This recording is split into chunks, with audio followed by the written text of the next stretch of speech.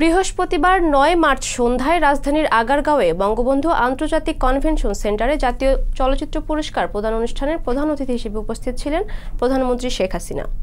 ২০২১ সালে নির্মিত চলচ্চিত্রগুলো থেকে জুরি বোর্ড নির্বাচিত ২৮ ক্যাটাগরিতে ৩৪টি পুরস্কার বিজয়ীদের হাতে তুলে দেন তিনি।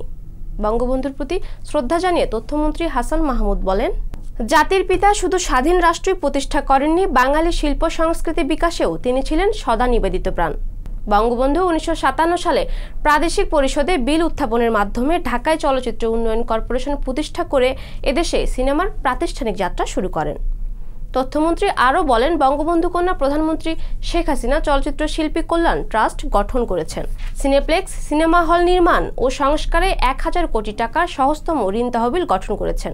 আমাদের সিনেমা ঘুরে দাঁড়াচ্ছে, বিশ্বে অনেক পুরস্কার অর্জন করেছে।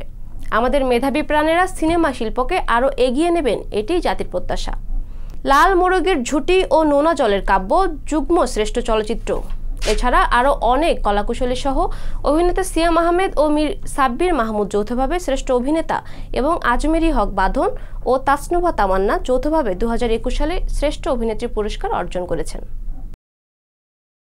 সংবাদ, ফিচার ও অনুষ্ঠানের জন্য ভিজিট করুন সংবাদ প্রকাশের ওয়েবসাইট এবং যুক্ত থাকুন ফেসবুক পেজ ও ইউটিউব চ্যানেলের সঙ্গে।